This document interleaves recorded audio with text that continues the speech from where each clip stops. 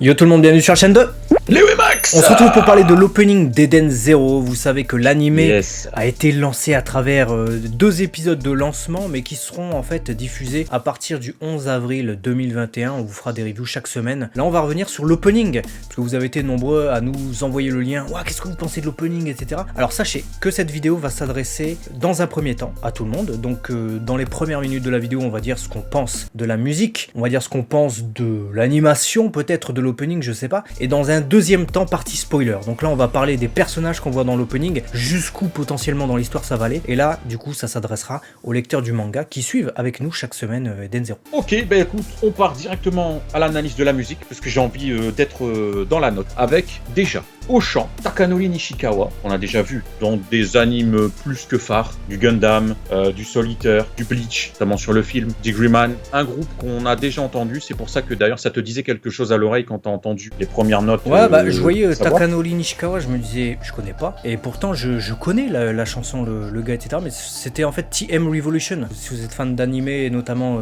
d'opening, tout ça, vous devriez connaître. Et bah c'est une sacrée surprise que de le retrouver du coup sur Eden Zero, et ça fait plaisir. Franchement, là, dans les premiers instants, ce qu'on peut vous dire déjà, nos avis, bah moi, personnellement, j'aime bien ce petit opening avec cette musicalité qui fait très animé, peut-être des années 2000, avec cette ambiance hypante où t'as les personnages qui apparaissent comme ça et tout, et puis t'as des mystères aussi. Dans la musicalité, hein, je parle toujours de la musicalité, pas des paroles. J'aime bien cette vibe, j'aime bien sa voix aussi. Côté rock'n'roll, tu dis un peu à Death Note et tout, tu sais, on avait des trucs comme ça, avec des envolées et tout. Ouais, un opening qui est, je trouve, efficace, parce que ça te donne la hype. C'est un opening qui te fait voyager. Moi, il me fait voyager parce que accompagner tes images et tout en mode, ouais, tu vas voir, on va être hypé, on va faire plein de trucs et tout. Bah, c'est ça Eden Zero. Eden Zero, c'est le voyage, et c'est vrai que nous qui lisons, on peut vous confirmer que pour voyager, on va voyager. Et là, bah, je trouve que ça colle. Dès le début, et même les images choisies par la réalisation sont très très bien sélectionnées, puisque t'as le pouvoir qu'on voit dès l'épisode 1, donc c'est pas un secret, je veux dire, à partir du moment où t'as des tatous qui brillent sur la peau, même si t'as pas vu l'épisode, bah tu te doutes que c'est un pouvoir. T'as le titre qui apparaît avec quand même une sorte de... Tu sais, c'est Google Maps, t'arrives littéralement sur la planète,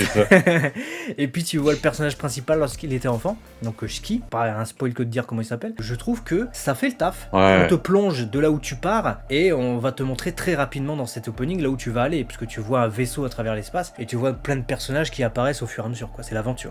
Ouais, c'est clair, et du coup on croise plein de persos, et on vous en reparlera juste après dans la partie spoiler, mais nous ça nous parle. Je n'ai pas pu m'empêcher que d'avoir un petit rictus en fait en regardant cet opening. Quand tu connais, je me suis dit ah là là. Moi je me suis dit, franchement, j'analysais les personnages qu'on voyait dans l'opening en mode jusqu'où ça va aller. On n'a pas l'information pour le moment jusqu'où ça va aller en chapitre précisément. Donc on ne sait pas si tel personnage qu'on aime bien qui apparaît plus tard va être dedans ou pas. Donc je regardais ça avec grande attention. Alors si on a fini le petit tour d'horizon peut-être non spoiler, on va peut-être passer à la partie spoiler. Ouais, parce que de toute façon il faut, parce que clairement là on a des choses à dire sur le contenu. Vas-y, balance, on y va. Allez, bah c'est parti. Vous êtes prévenus, ça spoil. Voilà, n'hésitez pas à mettre pause et puis bah vous reviendrez sur la vidéo. Mettez-la en... C'est quoi la catégorie sur YouTube où tu mets à regarder plus tard, voilà, un truc comme ça? Ouais, c'est ça, regarder plus tard. Mais abonne-toi avant de partir. Ouais, bah oui, parce que sinon, bon, t'auras peut-être pas la notif, je sais pas. À très vite en tout cas, merci d'avoir regardé si tu ne regardes ni l'anime ni le manga du coup. Et nous on est parti pour spoiler comme des gros cochons avec le début, donc l'Ether Gear de la gravité qui apparaît avec l'Eden Zero, et tu vois Shiki, donc ça correspond à son flashback directement, c'est les premiers instants du premier épisode et du premier chapitre où tu le vois sur la planète Grand Bell, et puis directement ça part avec Rebecca et Happy qui sont les premiers personnages que l'on voit, et alors ça rejoint directement le deuxième épisode, puisque on a un très court plan sur Rebecca qui serre Happy dans ses bras. Rebecca quand elle est toute gamine, littéralement le tout début de l'opening, il colle à ce qu'on voit dans les premiers instants de la série, quoi. Ouais, clairement. Et du coup tu vois ça, tu te dis ça va être cool, mais il te laisse pas te reposer. Cet opening il est tellement rapide, tellement vif, il enchaîne directement avec Wise, et là tu te dis ah ouais bah oui c'est vrai, c'est le prochain qui va rejoindre la team, on le sait toi-même, mais pas que, parce qu'on te montre aussi Wise vieux là. Donc on te fait écho à ce qui va se passer sur comment, pourquoi, quel est ce personnage, et je me suis dit c'est génial. Et tu peux pas le savoir, je trouve que tu peux pas le savoir. C'est-à-dire que si tu n'as pas lu le manga, tu vois ce vieillard avec la main mécanique, tu ne peux pas savoir que c'est Wise que tu vois juste avant. Impossible. Non, si tu l'as pas lu, tu peux pas savoir. C'est pas ça, c'est bien possible. Et puis après, il y a dans la foulée quand même un plan avec la youtubeuse là, la Viria. La Viria, voilà, c'est ça. Donc cheveux bleus, je sais pas si on avait parlé des couleurs de cheveux qu'elle aurait pu avoir, elle avait mais- les cheveux bleus de toute manière dans le manga. Que non, je suis pas étonné. Juste on voit son car design. Par contre, petite surprise, parce qu'on voit Plou et on voit la Clara, je sais plus comment elle s'appelle, la meuf de l'accueil à la bougie du météore. Et je pensais qu'on allait la voir dans l'épisode 2. Spoiler, non. C'est pas comme Non. si c'était un truc, tu vois. Donc ça sera pour plus tard, je pense. Ça sera, je pense, Alors d'ailleurs, plus tard. est-ce Vas-y. que ce personnage est important finalement? Parce que même dans le manga, dans Non, le manga, mais bon. est-ce qu'il y en a qui se souviennent de ce personnage? Non, mais Non. pas très important. Voilà. À la limite, j'ai envie de te dire que sur ce plan, le plus important pour C'est moi, la c'est ce qu'il y a Viria. dans le fond. Il y a la Viria et ce qu'il y a dans le fond. Parce que là, on Ouais, la voit bougie vraiment du météore. à quoi va ressembler la civilisation ultra futuriste qu'on peut découvrir du coup sur Blue Garden. Et bah là, tu regardes comme ça, bon l'autre avec ses lunettes, tu dis c'est bien, mais dans le fond tu dis putain c'est l'air futuriste de ouf, c'est trop bien et tout. Mais Voilà.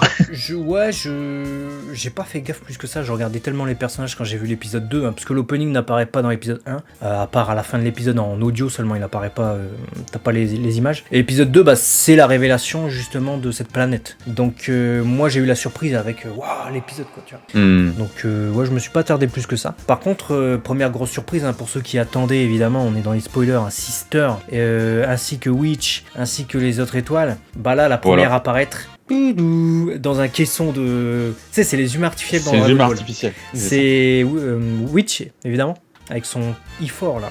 Moi ça m'a fait kiffer. Mentir, on sait ce qui va se passer, je l'ai vu, j'ai fait... Je sais pas, il y a une hype à travers cet opening et cet animé que j'ai pas forcément avec d'autres trucs, mais là, je sais pas, ça m'a fait quelque chose, mais puis certainement la référence aux humains artificiels, comme tu viens de le souligner, je pense que ça ne nous est pas... L'animation est belle aussi sur ce passage, ce qui n'est pas le cas du plan suivant, je trouve. Le plan où tu vois tous les vaisseaux est sympa et il correspond bien à un truc que tu verras dans Eden Zero et qui rappelle aussi la SF des années 70 et tout ça au Japon. Mais le plan RZ, ça va, mais le Justice, alors très personnellement, sur ce plan, je le trouve pas terrible. Il est pas ouf. Manque de charisme, manque d'aura, manque de qualité graphique. Ouais, je suis d'accord, il est pas... Manque de tout. C'est un plan qui dure une demi-seconde, mais ouais, je suis d'accord. Par contre, j'étais un peu plus hypé par Moscow et compagnie qui apparaît juste après. Ah, Moscow particulièrement. Moi, c'est plus la fausse Sister avec le mouvement de caméra, le mouvement de tête comme ça, avec la vraie Son Sister qui est sourire. pas derrière. Ouais. Ah, c'est stylé ça. Ça c'était stylé de ouf, et puis après on les voit voyager dans le vaisseau de Rebecca, on arrive dans l'espace, là où on va aller, et puis là on voit Pino. Pignouf, ça y est, Pignouf. Pignouf. Donc déjà, c'est sûr que ça va jusqu'aux épisodes avec... Avec Pinouf. ouais, au-delà, même avec Sister. Moi, je me Ouais. suis dit ça. Moi, je me suis dit, bon, déjà, même si on a qu'une petite mini-saison, parce qu'on sait pas trop encore, on a vu des rumeurs comme quoi ça allait être découpé en genre 2 fois 16 épisodes ou un truc comme ça. Je sais pas. Franchement, je sais pas. Peut-être des conneries. Mais si on a ça, ça va au moins jusqu'à Sister. Au moins la fausse Sister et la vraie Sister qui se révèlent, quoi. Mais juste après, on a Xiaomei qui apparaît. Et je me suis dit, mais attends, Xiaomei, elle apparaît beaucoup plus tard, en fait, la narratrice. Bah là je suis en train de regarder en même temps, histoire d'être précis. Apparemment, Pino apparaît dans le chapitre 6. Voilà, donc bon, à la limite. Ouais, épisode 3-4 peut-être.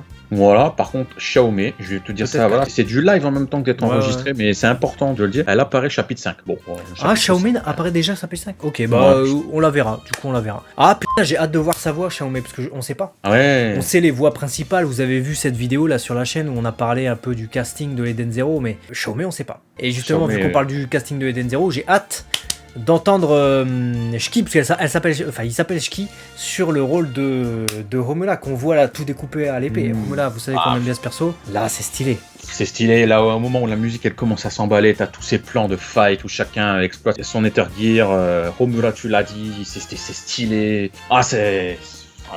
Moi ça me donne... On voit le croque-mi-temps d'ailleurs. Alors le croque-mi-temps, c'est Alors ce qui m'a le plus surpris. Ouais, je le voyais pas. Ah, je le voyais pas rougeâtre avec une aura comme ça et tout. Je dis pas que c'est pas bien, on verra les épisodes. Les épisodes seront les meilleurs supports pour se donner un avis. Mais c'est vrai que là, globalement, dans l'opening, quand on voit comme ça les personnages, ils sont exactement dans les couleurs qu'on les a vus arborer sur les pages cover de Mashima. Donc on savait déjà qu'ils étaient comme ça. Mais le croque-mi-temps, à part un truc noir et blanc, on n'avait rien vu. Et là, j'ai fait ah bon.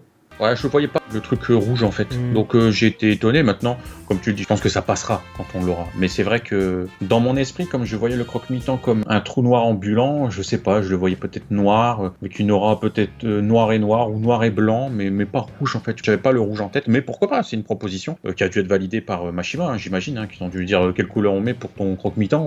Je pense pas qu'ils se sont dit bon, on l'a fait rouge. Mais bah non, frère, c'est pas rouge. Il aurait dit non, tu vois. Donc c'est que ça a été validé. Et on voit aussi Jin à un moment donné, donc ça va au moins jusqu'à ces combats-là. Jin, Homura, c'est la même période. Ils apparaissent à la même période, donc on sait que Homura rejoint l'équipage, puisqu'on la voit sur le dernier plan, le plan final. On voit ce découpage avec les personnages principaux. Juste, on peut se poser la question, et pas d'Armite. Donc si ça va véritablement sur un animé saisonnier, j'ai peur qu'elle n'apparaisse pas dans la première partie de la saison. Et ça, c'est un petit bémol quand même. Parce que en plus, on avait le trailer. Tu te souviens, on voyait les 4 étoiles de dos se diriger vers le grand démon ou un truc comme ça, je sais plus. Et là, je m'étais dit, putain, de retrouver les 4 étoiles en animé, tu vois.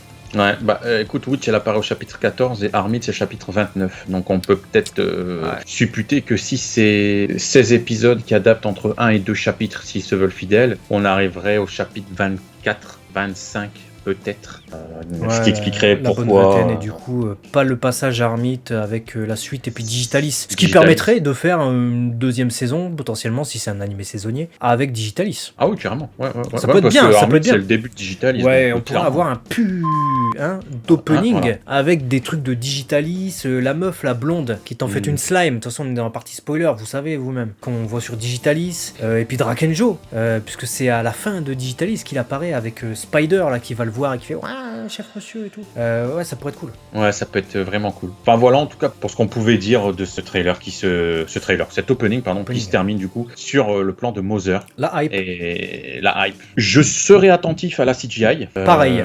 Parce que le vaisseau spatial, je suis pas 100% satisfait. Je trouve qu'en termes de 3D, on fait mieux aujourd'hui. Du reste, l'opening est sympa. Les images nous mettent en hype. Et j'ai hâte de le voir dans une véritable qualité. Parce que là, il faut dire, encore une fois, qu'on juge sur la qualité qu'on a pu avoir avec les épisodes qui ont été dévoilés avant la sortie. On en reparlera peut-être aussi dans les épisodes qu'on va review sur la chaîne. Voilà. Écoute, le rendez-vous est pris. Donc n'hésitez pas, abonnez-vous si ce n'est pas déjà fait. Vous l'avez compris, entre cette vidéo et celle où on vous a donné nos avis sur les 2 épisodes qui ont leaké, vous avez compris qu'on est déjà à fond, voilà, sachant qu'on était déjà à fond avec le manga. Là on est à fond aussi sur l'anime, on sera à fond sur les 2. Donc abonnez-vous si vous voulez suivre l'aventure avec nous, puisqu'on fera des reviews à chaque sortie, chaque semaine. Et voilà, rejoins l'aventure. À très vite sur la chaîne de Léo et Max, des bisous à la prochaine. Ciao ciao.